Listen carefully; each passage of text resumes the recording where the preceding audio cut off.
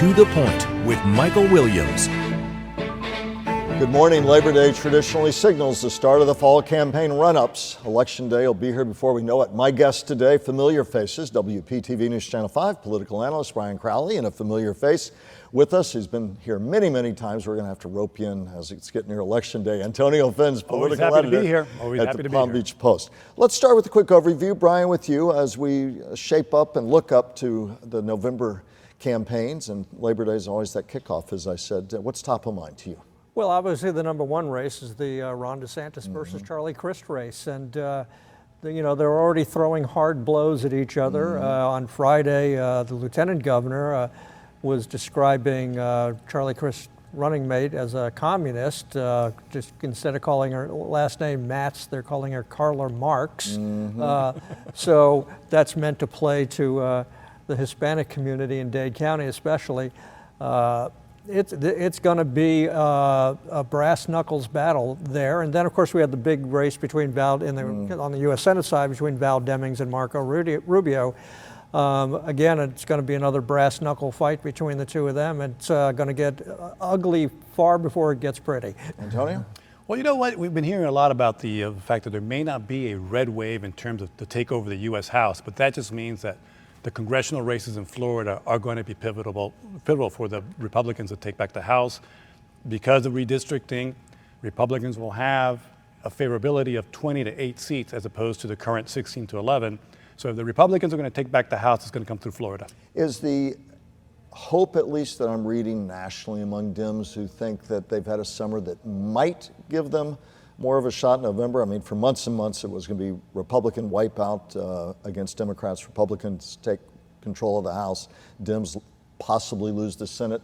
Democrats at least have some hope that narrative may change largely because of Roe versus Wade being overturned and how that may energize voters. How do you see that playing in Florida? Well, exactly right. I mean, we've been hearing that now for the better part of a couple of months. The problem in Florida for Democrats is the Republicans keep adding to the voter rolls. I think this will be and Brian would probably know better, but this will be the first election that I recall in which the Republicans go into the campaign with an advantage in voter registrations. They outnumber Democrats, and that numerical advantage is going to be huge.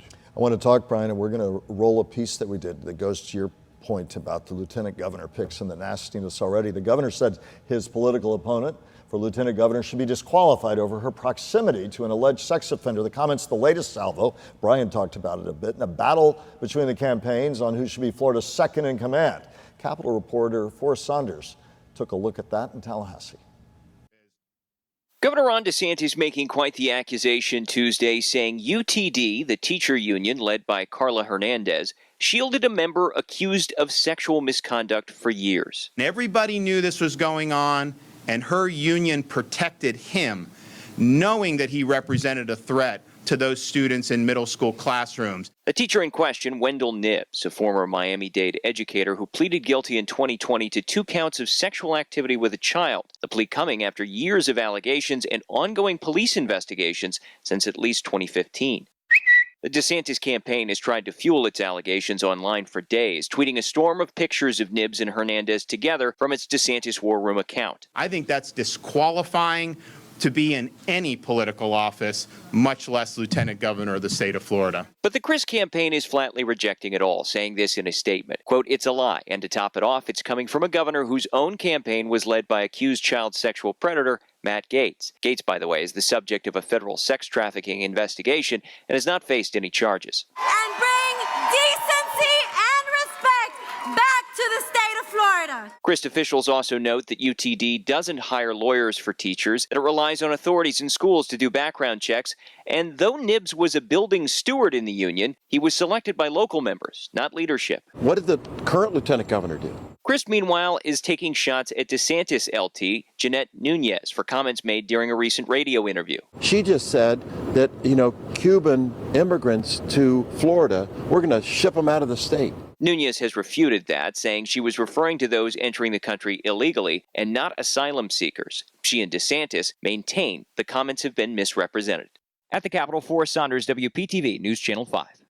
Nice to see we're starting off with a civil tone on all sides. Antonio, for our viewers who say, how do I wade through all this the next few months and separate fact from fiction? It becomes harder than ever in its 24/7 cycle of media and social media. Your thoughts about what you saw there and more generally? Well, you know, I can't remember a gubernatorial campaign in which the lieutenant governors have gotten this much attention. At this rate, you know, they may get more attention than the actual gubernatorial candidates. But, you know, it's for the voter, you're going to just have to look at the issues and do as much homework as you can, but this is going to become fast and furious at people. It's hard when it's all anger-based, as so much of it seems on all sides. What are the issues you think ultimately will be key here for November as we look at the gubernatorial race, as we look at the Senate race, and really bleeding on down into the local races as well? Well, I think education will continue to be a big issue. You know, this is nothing new. I mean, the first governor to really attack the teacher unions was Jeb Bush.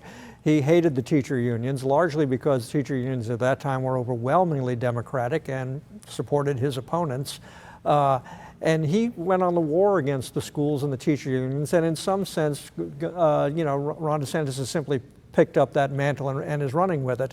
But I think education is going to be a big issue. There's a lot of controversy with some of the stands that the governor has taken with his, as it's called, the anti-gay bill, his attack on CRT and woke education. You know, he's, unlike any other governor, got directly involved in school board elections. You know, so education is going to be a big issue. But I think we also need to continue to keep an eye on inflation, on gas prices, insurance, housing affordability. Insurance. Every week I see more stories about how it's getting harder and harder to get homeowners insurance. That's going to get even worse in the next couple of months. And I think it's has the potential to be a big issue in this campaign. Antonio? No, I think economics at the end of the day is what drives a lot of voters. And I think the question is, who are they going to blame for what's wrong in the economy, and who are they going to give credit for whatever is right in the economy? Because we still have a very low unemployment rate, but we do have inflation. So, and there's where the governor, I think, has been fairly adept at blaming, you know, Biden inflation and the Biden bucks, even though he goes around the state handing out those Biden bucks to people and taking credit for them. But the question is, you know, how will the voter interpret that? And who does the Florida voter blame for the affordability crises we're looking at, for the insurance crises that Brian's been talking about for many, many months as something burgeoning that would rise up? And how will they weigh that against the culture war issues? How will they weigh that against their sensibilities about Roe v. Wade being overturned? I mean, the dynamics about as interesting as it could be in this cycle. Well, it is. And don't forget housing affordability and the inability to afford a house, and the fact that the governor has put out the red carpet for anybody with a higher salary in another state to move here, which adds to the competition. But will the voter hold the governor accountable for that? And it's not clear. Will we see this echo in the Senate race and also congressional races as well, all the way down to the local level, Brian, in terms of issues, in terms of what we would say are traditionally bread and butter issues versus culture war issues? Well, Antonio's right. The economy is always a major issue for people. So if you pull up to the gas station a week before the election and you're paying $5 a gallon for gas, that's what you're thinking about. And other issues start to become secondary.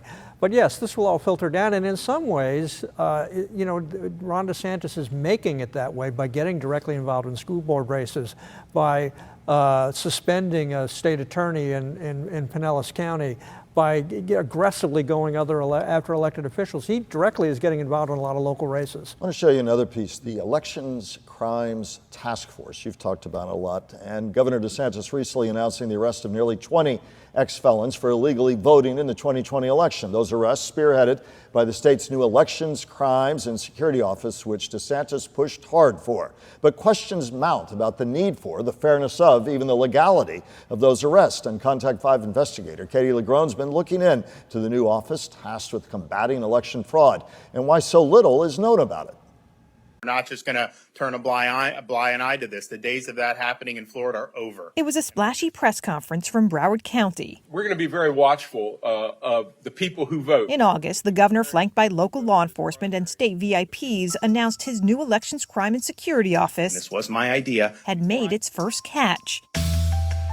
Nearly 20 former felons caught illegally voting in 2020. It's not just going to be 20 arrests. This is the opening salvo of an office that was just set up on July 1st. Though a new Florida amendment now lets many former felons vote, those convicted of murder or certain sex offenses are excluded. No kind of way is fair. Which is how Robert Simpson of Palm Beach County made the list. It's got to be some kind of setup. Now 64, he was convicted and served time for murder 3 decades ago. Like many of these newly charged ex-felons, Simpson says he too thought his voting rights had been restored, especially after filling out voter applications, then being sent voter registration cards. I didn't walk up in somewhere and just try to vote without the right procedures. I had everything in my possession to do it legal. While these recent arrests are fueling outrage and disgust among voting rights experts. It's outrageous. We have a system that is designed to entrap people effectively.